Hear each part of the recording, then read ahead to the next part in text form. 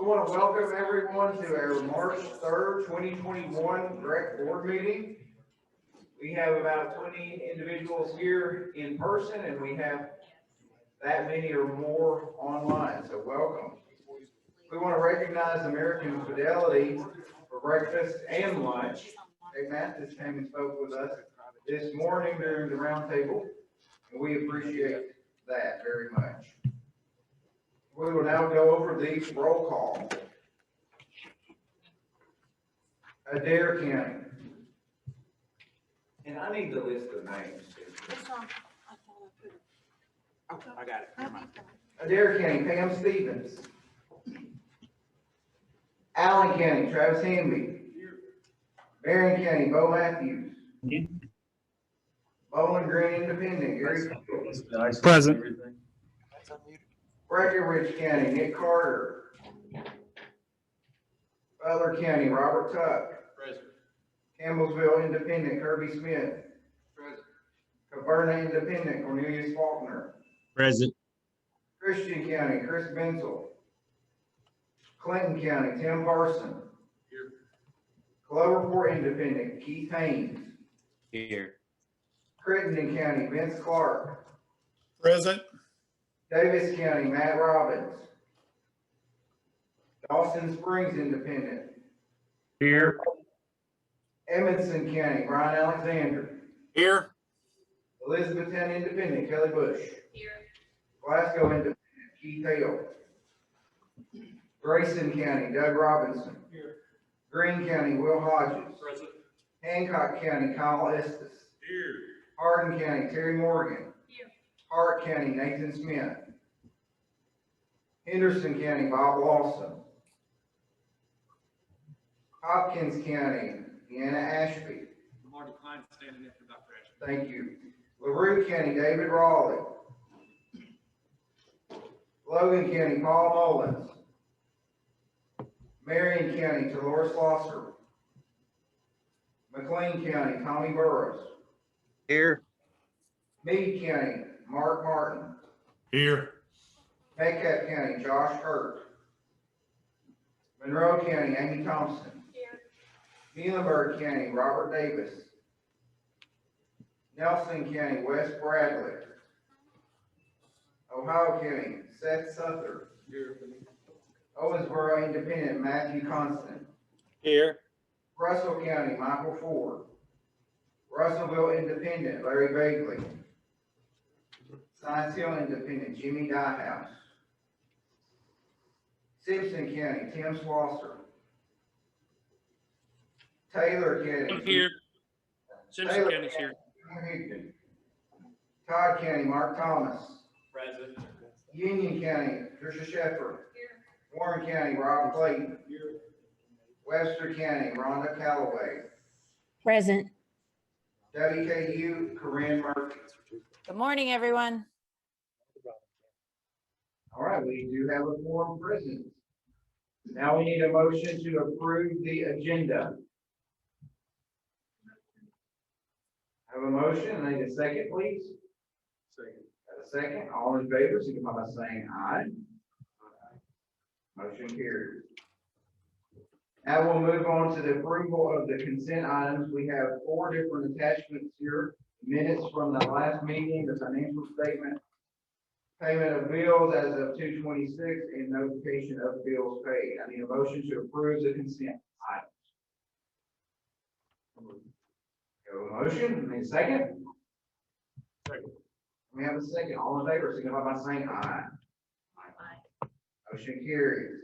Now we'll turn it over to Ms. Shay Rogers for introduction of guests. As always, we're always blessed to have you all with us. Chris Tyler, from Equipment Sales and KSPMA, Irma, Daily News, Rhonda Caldwell, KASA, Joe Roberts, Roberts Insurance, Terry Sawyer, Energy Optimizer USA, along with Sarah Little, Matt McCarthy, KSBA, Tim Murley, Alliance, Bobby Whitaker, Benefits Resource, Nick Blake, WKU, Record Break Carter, KASA, Mike Alfley, Oka Law, Matt John, Alliance Corporation, Stephanie Martin, WKU, Sue Kinsey, WKU, Ms. Crump, RSA Advisors, Regina Jackson, Alpha Law, Bob Carbon, RSA Advisors LLC, Dr. Sandler, WKU, Megan Carton is with us also from the American Facility. Just a second. Ruth Webb, First Kentucky Securities Corporation, Sydney Roney with RFBS Design Group, and I also think Jim Flynn's in the house here as well, so thank you, Jim. Thank you all very much. Thank you, Shay. Now we'll turn it over to some action by discussion items from our director, Mr. Bart Planner. Thank you, Dr. Biggerstaff. Before we do action by discussion, if it's okay, we have a guest, Robin Kinney, with us from KDE. I know her time is limited this morning. She's got about 20 minutes, and I've asked her to be on between 10 o'clock, 10:30 Central Time. I think Robin is there.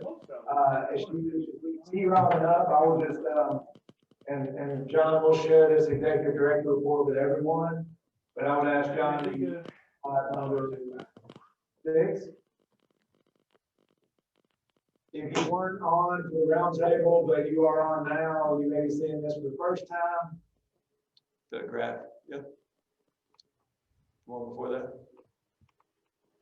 If you were on roundtable, you're seeing this for the second time. If you're just joining us for the first time, but Rob and I just want to give these 3 slides as a reference point before we ask questions. As you know, ESSER II funds resulted in $928 million to Kentucky public schools. That 90% of that is $835.2 million. 92.8 million is the other 10%, and that is the KDE set aside, as we'll refer to it this morning. Next slide, John. Of those 92.8 state set aside funds that the KDE is holding back as they're receiving from the feds, 50 million of that has been squared away, which is 54% of the 92.8 million. And that is for incentive funds for districts who choose to spend their original ESSER II allotment in a certain way, with an 85% or more being spent on direct student supports and services. The next slide, please. Robin, this is speculation, I grant you that, but that left 42.8 million of the 92.8 that KDE would oversee. Obviously, they're overseeing the whole 92.8. But of the 42.8, we know that some is going to KSB and some is going to KSD, some is going to ATC, some is going to KDE, and the co-ops have made a request yesterday to Commissioner Glass, and you were in on that call, which we'll talk about in a few minutes. So I just want to use these 3 graphics. We started, Robin, and I know that superintendents have some questions, but if you want to present some things first, we will give it to you first. Thank you for joining us this morning. Thank you very much, Bart, for having me. I'm really pleased to be with you here this morning to answer questions primarily. And I appreciate you putting together these slides to kind of put it in context. I want to give a little bit of clarification because I want to make sure that we are being very transparent on the use of the allocated and the set aside for district opportunities. So correct that the total incentive fund was that 10%, so it's 92.8 million. That is the amount that has been set aside for the state. And when we first talked with superintendents about this opportunity at a superintendent webcast a couple of weeks ago, maybe even a month ago now, we talked about our goal being about $50 million, which would be $75 per pupil allocation. So as we have rolled along, we are going to hold true to that $75 per pupil allocation, but we are going to utilize the ADA from our 1819 or 1920 selection by districts under Senate Bill 177 as our data source. And so that's going to come up less than that 50 million, but we are still holding true to that $75 per pupil allocation. So I wanted to provide just that additional clarification before we jumped into questions. And then as far as the use of the remaining funds, as Bart has indicated, we are entertaining a proposal from the cooperatives right now, and a pleasure working with your executive director and the other executive directors from across the Commonwealth on a proposal that they have submitted. And then the remaining amounts have been, at this time, are going to be allocated toward KSB, the Kentucky School for the Blind, the Kentucky School for the Deaf, and our area technology centers, which of course all of you or many of you have students that attend those facilities. And so we have some needs that we need to take care of there that are COVID related. So just wanted to provide that additional background and context before I try to answer some questions of your membership. Thank you very much, Robin. I know we have some questions, thoughts from our superintendent, so is it okay if we open the floor at this time and give you some questions? Sure, that'd be fine.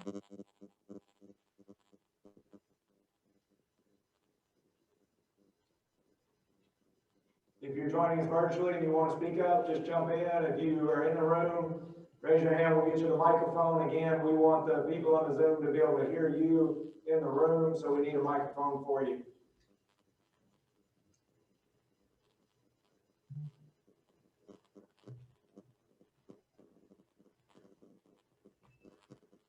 Wait time was always hard for me as a teacher, but I'm trying.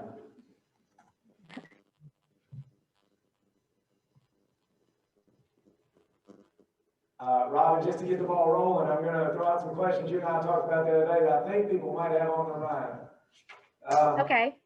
First one was ESSER 1 funds do not have to be completely expended before ESSER 2 funds are allocated. Is that a true statement? That is a true statement. When we first started way back in January talking about ESSER 2 funds, the kind of the guidance and direction from the U.S. Department of Ed was that ESSER 1 needed to be expended before ESSER 2. Since that time, that position has changed a little bit. And I think that recommendation was really just coming from a recommendation that because the ESSER 1 funds will expire, or the eligibility to use those will expire earlier. That's a September of 2022 date. They are encouraging you to expend those dollars first, but it's not mandatory that you expend all those dollars before you can access your ESSER 2. ESSER 2, of course, has a little bit longer of a lifeline. They are eligible for expenditure through September of 2023.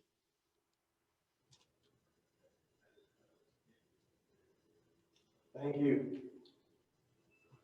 The assurance document in GMAP, how does the ESSER 1 assurance document look different than the ESSER 2 assurance document? We know there's an extra box on the ESSER 2 GMAP document. Can you talk about that and the dates and such? Sure. So the ESSER 2 document, we actually went back and forth whether to make two separate assurance documents for the ESSER 2 and the state set-aside opportunity, but we ended up putting that all in one assurance document. So you'll see many of the same assurances that you saw in ESSER 1, and then there is a new section in the ESSER 2 assurance document which allows the district to share if they desire to exercise that opportunity to access the state set-aside dollars. So there's a portion in there that you will actually indicate if you want to access those dollars. You will be completing a spending plan for your ESSER 2 district allocation. And so that would help us to verify and you to determine that you're going to spend those 85% on direct services, which is sort of the first component of the state set-aside access. And then, of course, the other portion of that is that minimum of 12-hour in-person instruction per week for every student that desires to have that in your school district. So we would ask you to complete that assurance with both the spending plan for your ESSER 2 district allocation dollars. We are not asking for a spending plan at this time about your state set-aside dollars. We feel districts may need a little more time with that. But once you do that, you can complete that. It does require you to have your board take action at a board meeting to evidence that it is your intention to spend those dollars in that manner and also to comply with those hour requirements of in-person instruction. And so you'll fill in a date there on the date that your board actually took action on that. And then you would have access to your ESSER 2 district allocation dollars. You'll then follow up at a later date with your spending plan for your state set-aside dollars. And we haven't put that out in GMAP yet, so that's not yet available. But as soon as you can complete your assurance document for ESSER 2, then that would make those ESSER 2 district allocation funds available to you. We have put kind of an outside date of May 15th of 2021 that we would like everyone to have completed their assurance document and their spending plans.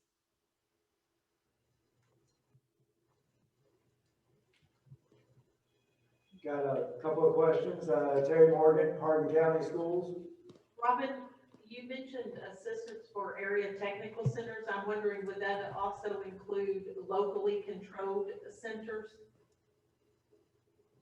The amount that has been designated out of the state portion that we have held back is only for the 51 area technology centers.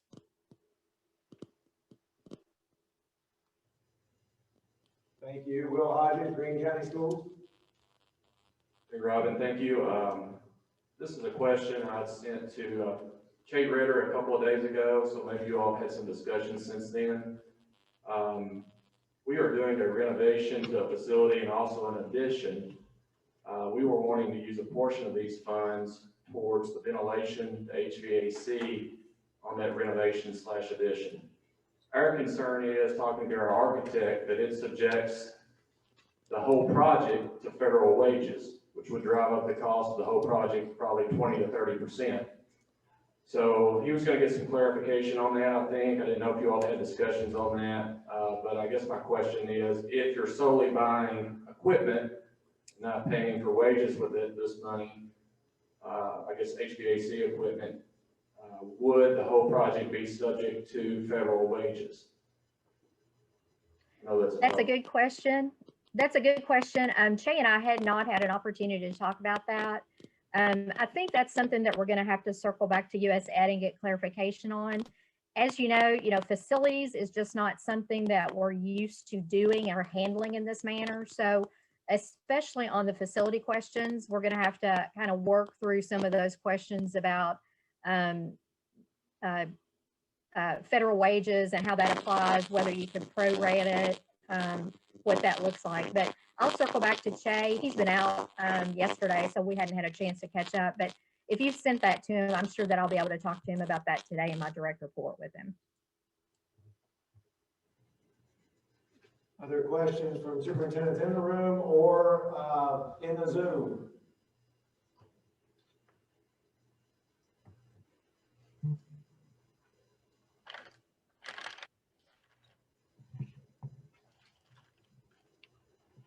I don't see any hands moving on the Zoom. In the room, it feels like we may have asked all we need. Two more for clarification, Robin. If we go for incentive funds and a district qualifies for those incentive funds, they're not restricted on how they might spend those incentive funds. Is that correct, or is that a misconception on my part? That is the correct statement. They are only constrained on your uses according to the eligibility requirements for expenditure under ESSER 2. So if you are a district that desires to participate in that opportunity for the state set-aside funds, and you've gone through your exercise of your 85%, you've determined you're going to expend according to the 85% for direct services. Once you access that state set-aside fund, then it kind of reverts the expenditure, and permissible expenditures reverts back to what you were originally under ESSER 2. So you don't have to keep expending those dollars, just in accordance with the direct services as defined. Thank you.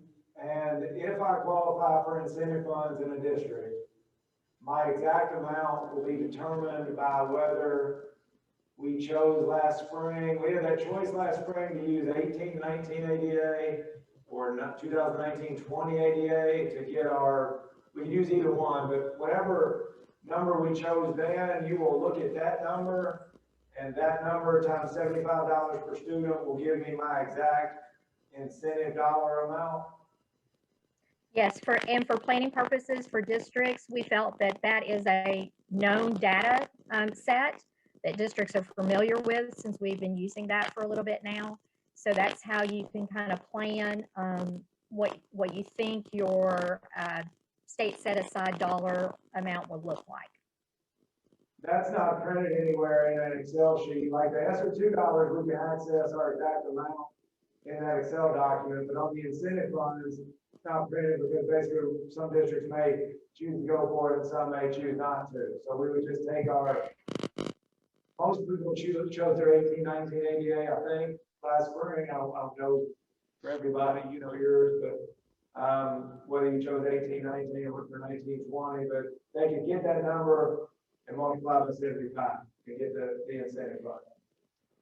And if it would be helpful, I can circle back to my staff and ask them to come up with maybe a spreadsheet that would give districts that number more quickly, if that would be helpful for superintendents. I think it would be, because we've been able to access through the Google Sheet the ESSER 2 amount. It'd be nice to know the exact incentive amount, so I know what we're talking about exactly. As we keep saying, are we going to go for the X amount or using numbers? It'd be nice to have the exact number. I guess my only caution is to be very clear that when we post that somewhere, that people understand that is just for planning and calculation purposes. And so we don't want to have an expectation by any district that they have to do this. It would just help you all as you make considerations on whether you want to apply for it. Good. One other question that came up from the superintendent the other day was, you have these $50 million or so squared away for districts who go for incentive funds. If Russellville Independent chooses not to go for incentive funds, do their incentive funds go back in the bucket and get redistributed, or does it simply go to the KDE side and the 42.8 million that's on the slide in front of us grows by that amount? That's a good question. I'll share with you kind of what Commissioner Glass shared with the co-op directors yesterday. And that is, you know, at KDE, we had about 100 million of good ideas from the state level, many of those to benefit local school districts as a whole. So, and just to give you an example, with the ESSER 1 set aside money, we did some things through technology where we paid for things on behalf of all districts. So we had many of those that we talked about continuing on behalf of local school districts. And so we will go back to that list because not many of those were actually funded in order to free up enough money to provide this opportunity to our districts. So we'll go back to probably that list first and review that list. At this time, there's not an intention, at least at this time, to go back and reallocate the dollars that local school districts don't access to the districts that did decide to pursue this opportunity. So it would, as you say, Bart, kind of fall to the state, back into the state side, and it'll be reevaluated for other projects. And Robin, I want to give you a chance to say this because something you said to me the other day that was meaningful. Not many states seem to create a plan to share any of their 10%, you know, I'll just make it. In Oklahoma, if they got 10% at the state holdback level at the Oklahoma Department of Education, there are not many states, to your awareness, that have created an incentive plan like KDE has with part of the 10%. Most of them are just keeping the entire 10%. Is that accurate in your analysis? Yeah, that's accurate. I mean, they may be doing other projects that benefit, you know, large number of their districts, or they just keep that to do other things, other initiatives at the state level. But Commissioner Glass felt very strongly about creating this extra opportunity for our local school districts. As you know, probably, you know, ESSER 2 really has kind of emphasized the focus on mitigation of learning loss and helping our students, almost turning from an ESSER 1 of preparedness to an ESSER 2 in responding to what is happening in our school districts. So he felt very strongly about creating this extra pot of money for districts to access. And we're happy that we can provide that. We know that it may not be chosen by all of our districts. That's absolutely fine. It is purely the local decision whether you want, how you want to expend your District 1 ESSER 2 allocations. But this is just another opportunity if you desire to pursue it. I think you answered the last question, which was, there'll be no listing of necessarily statewide of who went for incentive funds and which districts didn't, you know, we don't want, but you did say that we have to present to our school boards and get approval if we want to check that box in GMAP that says we're going for it. That'll be presented to the school boards. Will it also be presented to school boards if we don't check the box that says we're going for incentive funds? That'll still need to be presented and approved at a school board meeting, or does that not happen? I'm a little, just want to clarify that. We had really envisioned that you presenting if you wanted to pursue it. Of course, in the transparency of your budget, you know, some of your school board members or your community may hear about this and may have questions about it. But we really want that assurance document to reflect that you intend on meeting those two criteria in order to participate in the extra funding opportunity. And there may be districts that choose not to go for it, and they can create a math example and say, had we gone for it, it would have cost us X amount of dollars, and the incentive dollars that would have come were actually going to be less than that. So in the end, we did what was best for our district. And I think I've heard you say, you know, that will happen in some districts around the state, and Katie is okay with that. Yeah, we understand that financially or from a business decision, it may be something that you do not wish to pursue, and we respect that. So if it's something that you don't want to pursue, that's perfectly okay. Robin, thank you so much for joining us this morning. Anybody, anything else for the good of the order with Robin? I know she's got another meeting to attend. I really appreciate the opportunity to appear with you this morning. And if you have questions, of course, you can always send questions to our COVID-19 mailbox. My policy advisor, Matt Ross, monitors that mailbox, and so he is the one that's divvying that out across the department, but specifically to my office as well. So we're happy to continue to receive your questions. We have already posted some FAQs on ESSER 2 out on our website, so I'm happy to include a link to that if you don't already know where it is.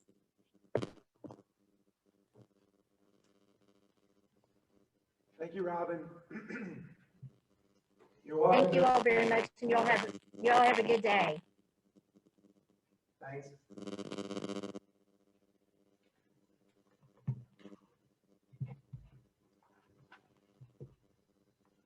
Okay, we go to executive director report and circle to the action items. We're going to go back to the executive director report, and we'll circle into the action items from here. I want to start with this graphic. Thanks to Christina Jackson, who's been working on this since August.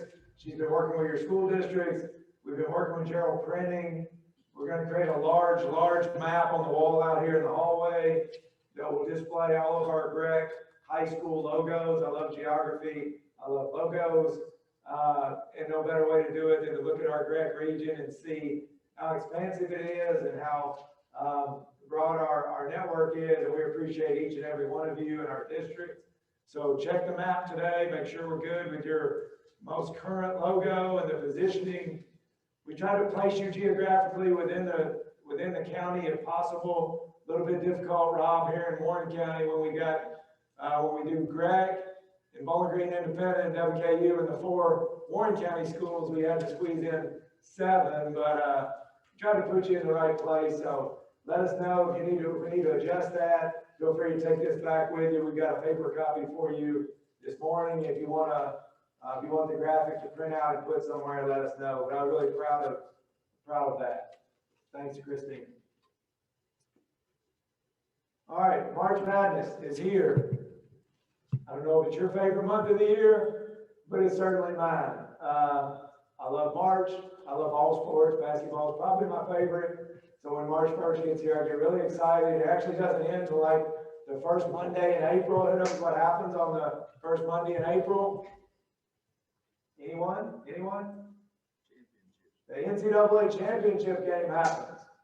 Does anyone know what happens in our annual tradition at the end of the night? You may fall asleep if the Wildcats aren't entered, or the Cardinals, or whoever your favorite team is. But what happens at the end of the broadcast before CBS signs off on Monday night? They play a song, and it's an annual tradition, and we look forward to it. And in today's times, you can actually fall asleep, and then the next morning you can just Google it and watch it. Back in the day, you either stayed up and watched it or you missed it. But now it's like Super Bowl commercials. You can watch the Super Bowl commercials before the Super Bowl now. You just Google Super Bowl commercials. So I love One Shining Moment, and I wish that you have many One Shining Moments this month. We will not hit the link this morning, but that is a 3-minute video about how that song got created. And you say, well, why does that matter to us? It matters because you have traditions in your district that you want to hold to, that people need. And in this time, they really look to those things. So whatever those are for you, make sure you're upholding those. And I think if you watch the video, the guy that created it said, he just created it on the piano. And he said, I think I got a song here. They were going to attach it to the Super Bowl in the mid-'80s. And the broadcast ran long, and they didn't get to do it on the Super Bowl. So CBS came back to him a few weeks later and said, hey, we got NCAA tournament. Can we do it on the Monday night at the end? And that's how One Shining Moment came to be an NCAA tournament tradition that I don't know if we all do, I certainly look forward to each year. So I wish you well in March as you try to re-enter and we finish the school year in great fashion. 2 reminders for March and April. Kelly Davis sent this out. The link is there. GRREC already had 65 people signed up. We were leading the other co-ops by far when I checked the scoreboard. But on March 24th, there's a virtual session on the model curriculum framework. And it's a preview of the guidance on Kentucky MTSS, which Kelly stands for Multi-Tiered Systems of Support. And this is hosted by KDE. It is 9 to noon on March 24th. And they want to limit it to around 100. So please make sure you have 2 people signed up from your district for the March 24th session. Kelly, if they check the link, how do they know if they're already signed up or not? All right, so ask your people when you get home or text them or whatever and say, are we signed up for March 24th? I would think it'd be your academic folks. Commissioner Glass is doing a virtual listening tour.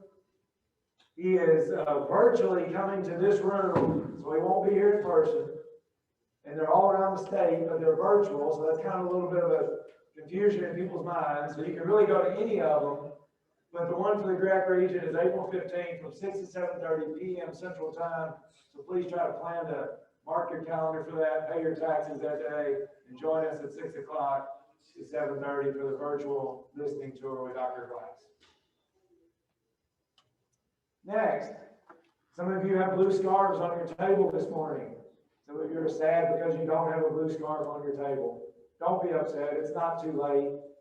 We are encouraging you to participate in the Telling Our Story Kentucky campaign. We have about 15 districts already out of our 45 that have already been participating in this on a regular basis. You do not have to be present to win a blue scarf this morning. So for those of you, Bo Matthews is worried that he won't get one because he's virtual today. Christina Jackson is mailing you a blue scarf, Bo. I don't know if you can wear blue in Barron County Schools or not.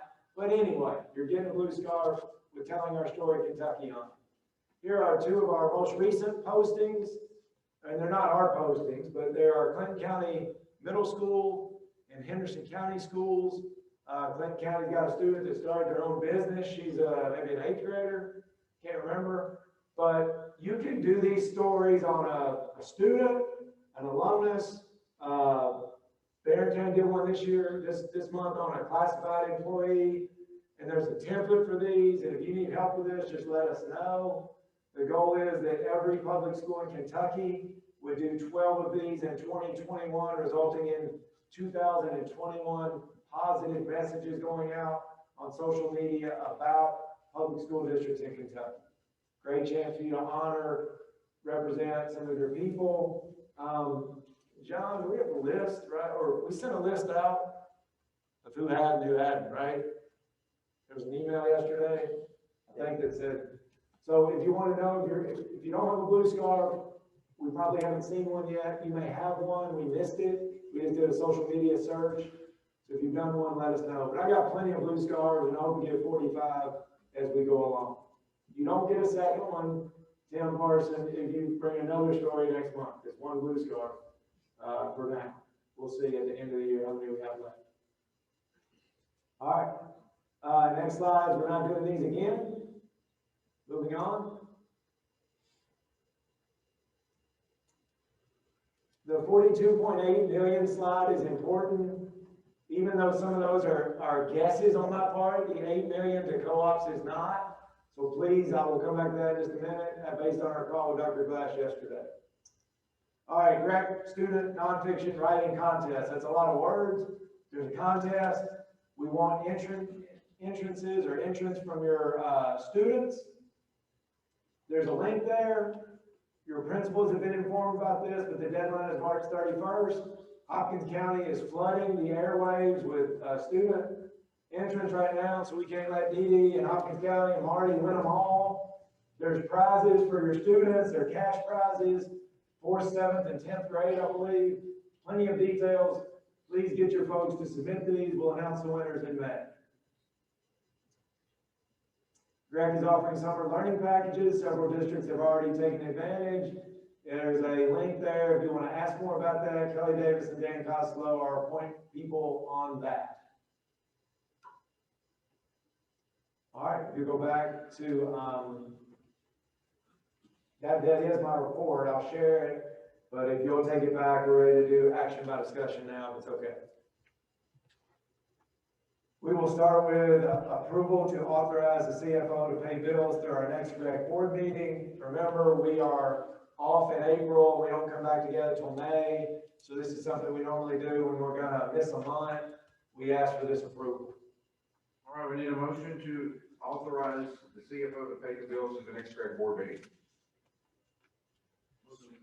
You've got a first and a second, all in favor, signify by saying aye.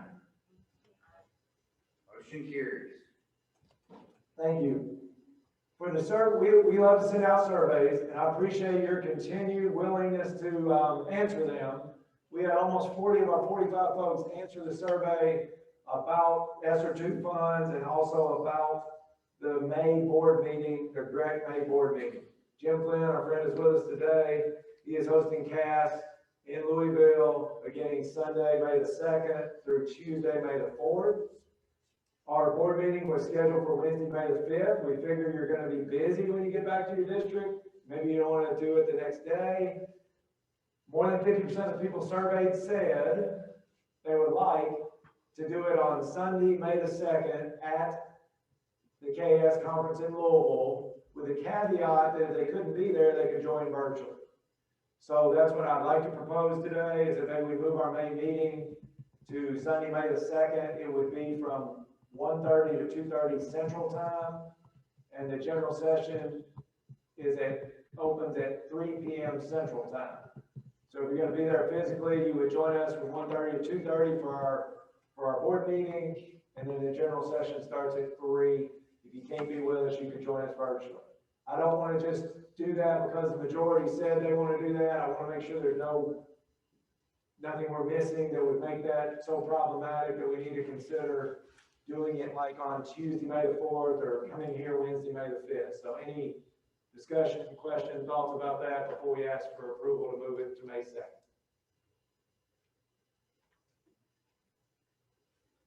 All right, we need a motion to approve moving the May 5th GRREC board meeting to be in conjunction with KASS in Louisville. People online can say motions too. I'll make a motion. Thank you, Will. Need a second? Second, all in favor, say aye. Motion carries. Thank you.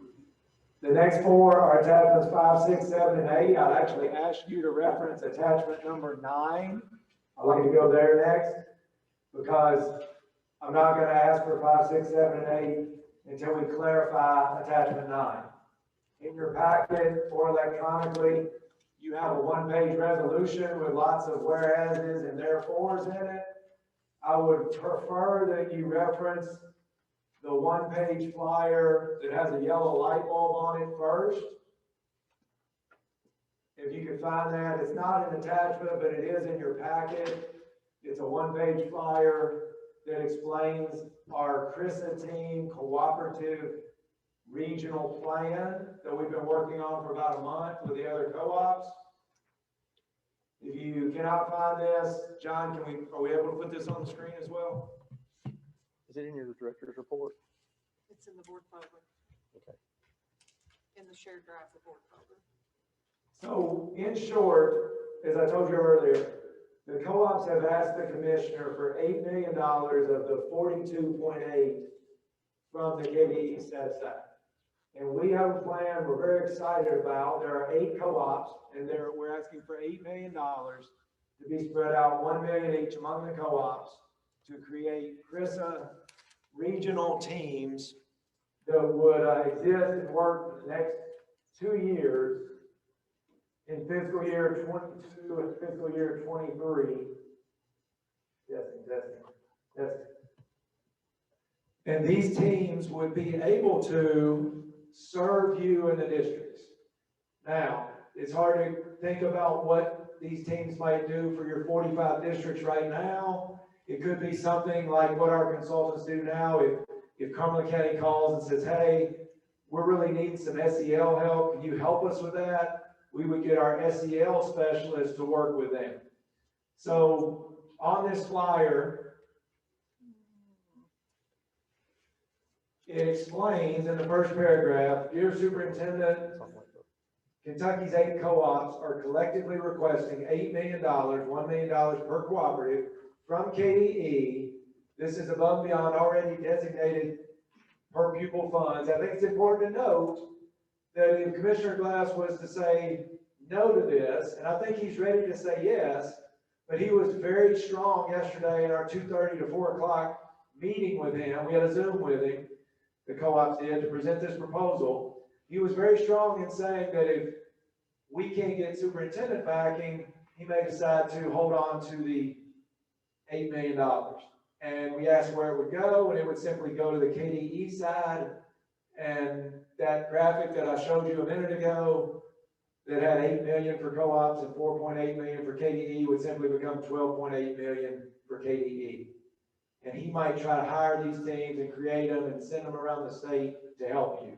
We believe, and because we feel good about what our co-ops are doing, that we can help you on a regional level with this, and it will have a statewide impact. So the 3 positions we are asking for in this joint effort is a GRREC coordinator, a learning acceleration specialist, and a social emotional learning specialist. We would add these 3 positions. We would hire them as soon as possible. As soon as we get the funds released and post these positions, we try to hire them because we know you need help like yesterday to get even ready for your summer school stuff. These people will be with us for 2 years. They would host network meetings, and they would be available to you to reference Cumberland County or maybe Ohio County calls and says, hey, can you send your GRREC team to Ohio County on October 12th? We're going to have a meeting with our people, and we need you to be there to see what our plan looks like. In the network meetings, we can find something that Hancock County is doing well, and our SEL specialists could share that with Butler County, and that's kind of the way this collective effort would work. What are districts being asked to do? Well, if you go on down, John, districts are being asked. Commissioner Glass, bring that ask districts to, there you go. Keep bringing it up so they can see what, okay, perfect. Commissioner Glass asked us to come up with some very specific things we would ask the districts to do. We came up with 3. We'd ask you to appoint a POC in your district so that our team would know who to reach out to, so they're not trying to reach out to everybody, that we think that makes logical sense. We would ask your team to participate in the network meetings that we will create, like the Learning Specialist Network meetings, the GRREC Coordinator meetings, the SEL meeting. We're gonna host trainings, because we have funding for this. Some of our budget will go into training, so we can be able to offer these at little or we would hopefully no cost to you. And we'd ask you if you could encourage participation for your people in these trainings. We'd ask you to just keep telling us, just keep giving us feedback about what we can do to meet your district needs in the next 2 years. Hopefully it goes so well that Commissioner Glass says, we got to keep these going like we did with the ISLNs for a while. And that's kind of the model we're doing it on. So I've already talked to some of you in the last week about this. And I've gotten very good feedback and very good support. But when we said this to him yesterday, Dr. Glass, we've been talking to our superintendents, we feel like everybody's on board. He said, I need a little more firm, response than that. And so that's why we created this one-page thing. And that's why you also have attachment 9, a resolution in front of you, because he started talking resolution language, and could you present me with a resolution from the co-op? So each co-op is going to present this resolution, and we just happened to be the very first one to have a meeting after yesterday's meeting. So this happened quickly last night. But what I'm going to ask you to do today, Dr. Biggerstaff, is approve this resolution today, contingent on the fact that I would receive 45 of these flyers back with this box checked and the superintendent's signature on it. Because Dr. Glass said he doesn't want partial support, he wants full consensus. And we said, do you mean 100%? And he said, yeah, I would love to see all 171 districts behind that. And we said, we'll do the absolute best we can, and we'll get this to you as soon as possible. So my ask today is that we could approve attachment 9, and then we would approve it contingent upon, in the next 2 to 3 weeks, people being able to check this box and sign off. And if you want to do that today, that's fine. But if you want to go back, talk to your chief academic officer, if you say, hey, Bart, I need you to call so-and-so in our district and talk through what this would look like, and then I'll check the box and sign it. I think the key point is co-ops are going to get this, be able to do this work to help you, or it's going to go back to the KDE set aside. And we feel like we're really excited about doing this work for you and with you, alongside you, like we do already in lots of our other efforts. It's been the big ask for a couple of months now. How are we going to do this? How are we going to do RTI? How are we going to do MTSS? How are we going to do summer school? So that's my ask. Okay, all right, I need a motion to approve the resolution for the GRREC regional teams. Got a motion and a second, all in favor, signify by saying aye. Motion carries. Contingent also on these 45 coming in, so if you're physically here today and you're comfortable in checking and signing before you leave, get them to Ann Burton. If you want to take them back, that's fine. If you're virtually with us today, if you want to print that, check the box, sign it, scan it, send it back. Oh yes, make sure if you're printing it, we made changes in this last night even to get the district bullets on there. Make sure you have the latest one. The latest one will have the 3 district bullets. It will have the 1 light bulb at the top. There was another graphic, but we took that out for space reasons. Thank you. We're super excited. We can't wait to get started with this. And I think Dr. Glass will be willing to release the funds as soon as we show him that we've got superintendent and district support. So based on that, attachments 5, 6, 7, and 8 all deal with job descriptions. 6, 7, and 8 are the 3 jobs I just described. Attachment 5 is a new job that Dr. Kelly Davis has come to me with that we're super excited about. And we have special ed funding that would allow us to hire this position. And that is attachment 5, and that is an approval for an MTSS consultant job. They would work closely with the GRREC team and in conjunction with them, but not all the co-ops may end up hiring an MTSS consultant, but all the co-ops would end up hiring attachment 6, attachment 7, and attachment 8 to build the teams. Anything you want to say about attachment 5, Kelly, or any questions? All right, so So in order, any more discussion on this, or are we ready for the vote? I need a motion on the approval for the MTSS consultant job description. So moved. Thank you. I need a second, please. Have a second, all in favor, signify by saying aye. Motion carries.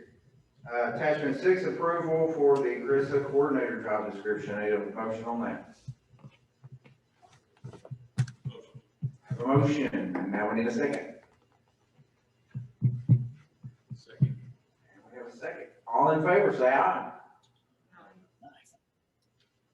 Motion carries. Now we have attachment number 7, approval of the GRREC Learning Acceleration Specialist job description. So moved. We have a motion, and now I need a second. Second. We have a second. All in favor, signify by saying aye. Motion carries. Attachment number 8, approval for GRREC SEL Specialist job description. Do I have a motion? Motion. We have a motion, and I need a second. Second. And we have a second. All in favor, signify by saying aye. Motion carries. Is there anything else, anybody else who needs to go before another person? I think we're at a good place. I should have said it before. Well, Matthews told me that he would approve all the attachments for the job descriptions as long as we didn't hire any Grant County Schools people. Okay. I know Rob left a while ago because he's sad because it seems like when we have jobs, some people from Warren County come over. But we have talked about this among the co-ops that creating MOAs would be a thing for this. If somebody wanted to pursue it, we would try to ask the district to create an MOA so that in 2 years when these funds go away, they could go back. I know this is a sore spot because you want the best people for GRREC, but you also want your best people in your district. So I'll just say that the MOAs is probably a thing. Right. Okay, then we'll transition over to our next report from KDE, Ms. Greta Hilton. Hi, good morning, and thank you for allowing me to be here for just a little bit to share some updates with you. As you know, we are nearing the 1-year anniversary for Kentucky for our first COVID-19 case in which it seemed like the world turned upside down. And it's been quite the year. So let me first say thank you to all of you, your staffs, everyone out there working with schools and districts and students, because it has been a super tough year for all of us, but particularly for those people who are working in the district. And it seems like things have changed, not just day to day, but minute by minute. And so it's been quite the journey. So thank you to all of you for the hard work and commitment that you've put in for Kentucky students as well as your staffs. At KDE, you saw this last week, I'm sure, we took a hard look at all of our guidance documents that we created over the past year. There were roughly 80 of those out there. And as you know, some of the guidance changed from day to day, week to week, month to month. So we took a look at that and actually narrowed that down into the KDE COVID-19 Guidance 2.0. And so everything is compiled into one guidance manual for schools and districts. It's the most up-to-date guidance for everything from teaching, learning to operations during the pandemic. I think you briefly touched on this a moment ago, but just as a reminder, Dr. Glass is going to hold the 9 virtual listening tours. Excuse me. There's a pre-registration site available. There will be sessions of no more than 15 to 20 people in breakout rooms, and the idea for that is to allow for some small group instruction. And the confirmed dates and times have been released. And as I think someone mentioned a moment ago, April 15th from 6 to 7:30 p.m. Central Time is the date for GRREC. In line with guidance, March 8th, there will be a new guidance document coming regarding spring activities, and it's hard to believe that we're already thinking about spring activities again. And so this will include things like prom, graduation, all of those very, very important events. And I think they will touch on that on March 9th, which will be the next superintendent webcast. Of course, that will be available. More information will be coming to you, and it'll be available on the KDE Media portal. Round 3 of the PEBT is back for another cycle. And I'm sure you're aware of that and probably already have that up and running for your families. There is a CHFS Kentucky Pandemic Electronic Benefit Transfer Frequently Asked Questions document available on the website should staff or families need additional information or clarification on any of those benefits. Also, spring testing, I'm sure you have seen that, but there was information that came down from USAID that said spring testing was a go for this year. So, while it was, it was a decision much different than a lot of people expected, that's where we are currently. And there has been some conversations about flexibility. I do know that She started work. Her mother-in-law was with her, and they called her home. She said, "I don't know." Oh, I'm sorry. I was just getting a little bit of feedback. Sorry about that. Her mother-in-law was there with her. John, can you mute? I'm on it. So spring testing is on, as many flexibilities as can be offered. Obviously, the department will be seeking those. So more information will be coming as soon as we receive more information from USAID.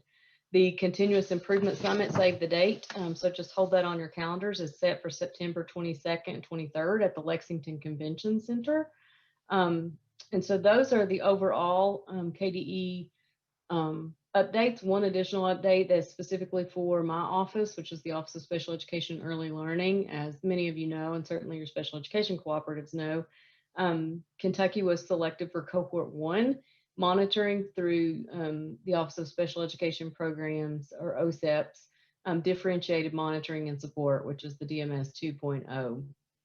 That has pivoted toward a review of states' websites to ensure that states are doing everything that they can and should be doing to assist students with disabilities and the staff working with students with disabilities during the pandemic, which has been quite difficult for everyone because, as you know, the flexibilities under the IDEA were not requested and were not granted. So the requirements for FAPE and everything related to IDEA has remained in play. So we will be sharing that information with USAID, and then we will also be undergoing the audit that will gear back up again in October.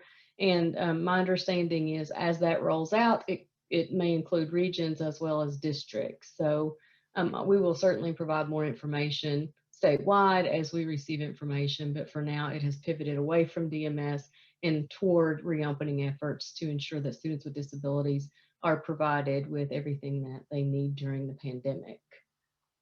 So those are the updates that I have. Does anyone have any questions or concerns or just comments to share with me?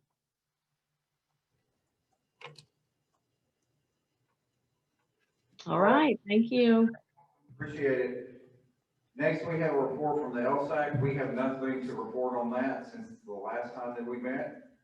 What about a report from the SAC? I don't think do they meet? Do they ever meet?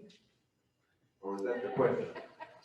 I think they met when Scott Howard used to be on it. They met all the time. Scott never did have a report. He gave a report every meeting, sometimes twice. Kurt, if I may, I actually just went through my emails and to look, see when the last meeting we had was, and I hadn't had anything, I think, since September 28th. So to answer your question, I haven't been in a meeting. Thank you, sir. We'll transition next to Dr. Corinne Murphy, WKU. I'm here. I've lost the Zoom screen on my, when you have so many things open. So hello, everyone. I can't see you. You can't see me, but I'm here. So one very large announcement today, we'll be rolling out a new discount opportunity actually for our border state educators. So in recognition that many of our Kentucky school districts live along a border and many of our teachers live in the states on the other side of the border, we are extending our in-state educator discount of $350 per credit hour to those teachers who live in our border states. So anybody who lives in Tennessee, Missouri, Ohio, Illinois, Indiana, and the other three that I've not mentioned can all take our education courses at the graduate level and our programs at that $350 per credit hour rate. So thinking about Owensboro and Simpson and all those places, we look forward to welcoming your teachers who happen to live on the other side of the border, but might be interested in taking our programs. So we hope that that helps for many of you to have that opportunity for your teachers. That's what I've got. Thank you, Dr. Murphy. Appreciate that. Next, we have Jim Flynn with KASS. Hey, good morning, everyone. It's good to see you all. And just a quick update from KASS.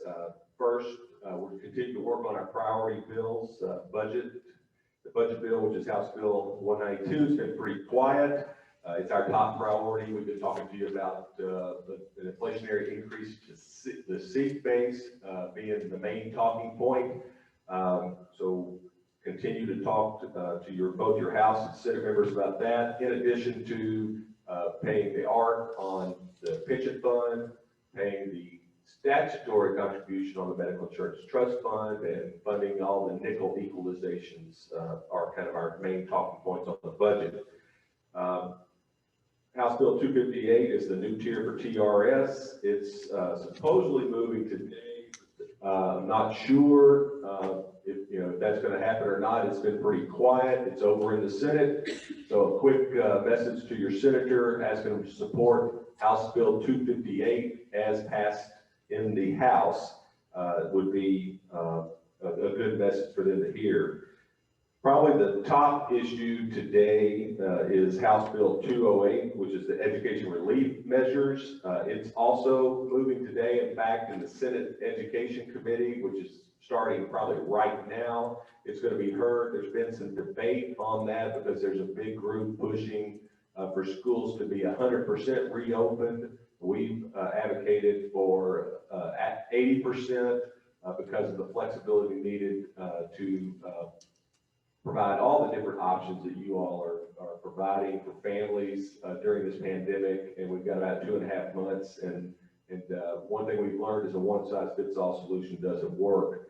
A quick message to your senators to pass House Bill 208 as passed from the House would be a strong message for your senators to hear. And finally, the legal liability relief, Senate Bill 5, it has passed the Senate. It's getting a cool reception in the House. The House has its version of legal liability relief in House Bill 10. We prefer Senate Bill 5, SB 5 from President Stivers. We worked directly with him on that. And so a message to the House members to support SB 5 on legal liability relief would be a great message. Those are our priority support bills. The opposition bill that we're mainly focused on is House Bill 149, which is tax credits for education opportunity accounts.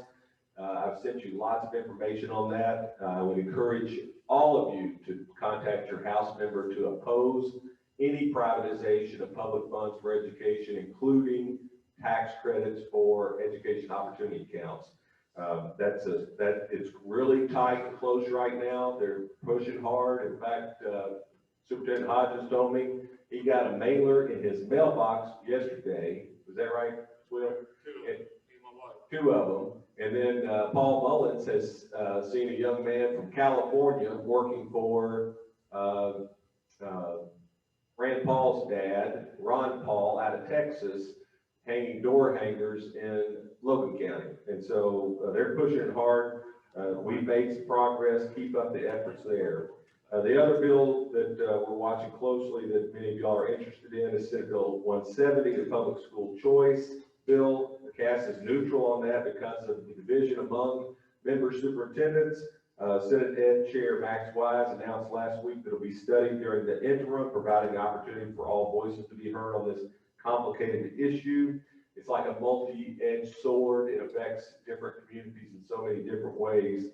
But it's still being pushed by some in the Senate, so pay attention to that one. And finally, Bart mentioned the CAS annual conference, which is rescheduled to May 2nd through 4th at the Louisville Marriott downtown. If you already registered in December, or if you registered recently, you're good to go. But just remember, you need to make your hotel reservations. We have a great agenda for professional learning network and fellowship, along with some fun, and we're really looking forward to that event. I'll stop there and see if there's any questions, but thanks for a little time. Thanks, Jim. Next, we have Fred Carter with KASA. Good morning, guys and gals. Just a couple of quick announcements. One is we are in need of some volunteers at KASA. We need volunteers for folks who would be interested in being a KSA officer. I've done that. It's a great experience, and I know we have a lot of leaders in GRREC who would be perfect for that. So please consider applying for that. Also volunteer to serve on the KASA committee. And to do either of those things, all you have to do is visit the KASA website at www.kasa.org, and it will direct you to those things. Jim has already covered the legislative issues we have, but just to hit the numbers in case you didn't write them down while he was talking, please do contact your legislators about the following bills. Vote yes on HB 258, which is TRS pension reform, as passed by the House, and then vote to ask them to increase the SEEK-based funding in the new budget. That's a big concern for all of us. And then vote no on House Bill 149 and Senate Bill 25 to stop the Education Opportunity Accounts program. Also like to mention, be sure and get the dates on your calendar, July 28th through the 30th. That's the KASA Annual Institute. And you might be interested to know, or you may have already heard, that the keynote speaker this year is Stephen M.R. Covey, co-founder and CEO of Covey Link Worldwide. And that's going to be a great keynote for the Thursday general session. And of course, if you register now, you take advantage of early bird pricing, $50 discount. The second keynote speaker at that conference is Ruby Bridges, and you're probably familiar with her as well. Every conference attendee will receive a copy of her book, Through My Eyes, and that I'm looking forward to reading that myself. Zach Levine of KSA will be sending emails containing the same information I've just mentioned in condensed form to all GRREC superintendents. Look for that coming shortly if you don't already have it in your emails. So thanks for all you do, and have a great day. Thank you, Fred Carter. Appreciate you. Next, we have a report from KSBA Matt McCarty. Hey, good morning. Just real quick, wanted to mention registration is now open for our annual conference, which is May 14th through the 16th. You probably just during this meeting got an email from us with registration links, and a mailer went out last week. So look for that. You can see all the sessions on our website. We look forward to seeing y'all there. Next week, we have our first Learn and Earn training session that's really popular with board members. So make sure they are aware of that. They're the second Wednesday of every month through November. Also, on Tuesday, April 20th, we will have our annual federal and state law update held virtually. Information will be sent out on that here to district soon.